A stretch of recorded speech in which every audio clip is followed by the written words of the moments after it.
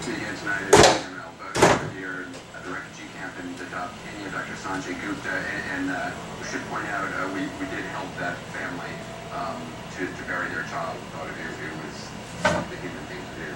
But there's so many others. I mean, you try, you want to help everybody, and yet there's not at times anything you can do. We keep talking about the shortfall in the funding that the UN's receiving, and then you go into the hospital and you see what that funding means to people here. We were speaking to the UN coordinator, the humanitarian coordinator from Somalia a few days ago, and he said to us... For safety environment, Soledad O'Brien investigates the battle for Blair Mountain, Sunday night, 8 Eastern on CNN.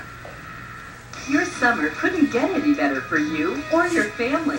Enjoy a full day of fun and excitement at Kings Island. Hurry into your favorite tire and service center now through August 18th.